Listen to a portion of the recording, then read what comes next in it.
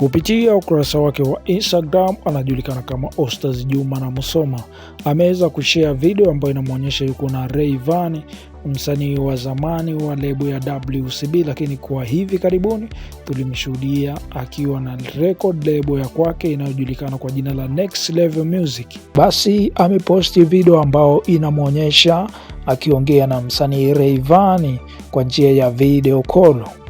Kupitia maongezi yao yameonyesha kuwa Rayvanny kupitia akaunti yake ya benki amemtumia Ostaz Juma na Musoma kiasi cha shilingi milioni 10, na imeonyesha ni vibe na wote wamekuwa kwenye vibe la ajabu, huko Ostaz Juma na Musoma akitiririsha maneno ya kuonyesha kuwa anamshukuru Rayvanny kwa kumpa kiasi hicho cha fedha cha milioni 10.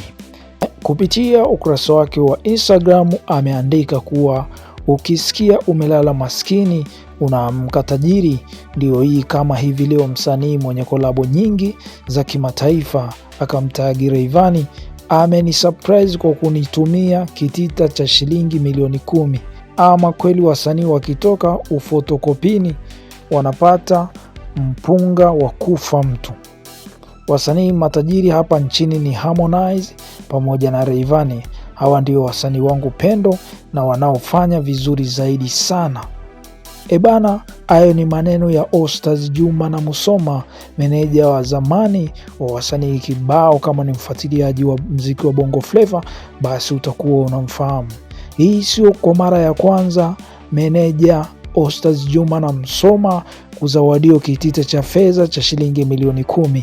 Kabla ya Rayvanny, kipindi cha nyuma msanii Harmonize naye pia alishawahi kumsurprise kwa kumpatia kitita cha shilingi milioni 10.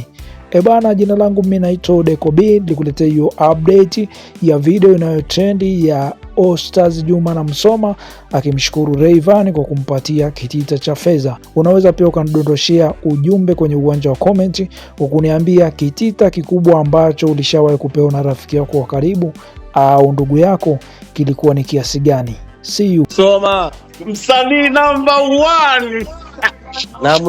na Musoma. Kaka, wallahi wabillahi watallahi na furaha sana. Pamoja kaka. Rayvanny, hatari baba. Siamini kweli, nimeamini wewe tajiri milioni 10 kutoka CRDB kuja kwa Ostaz Juma. Rayvanny.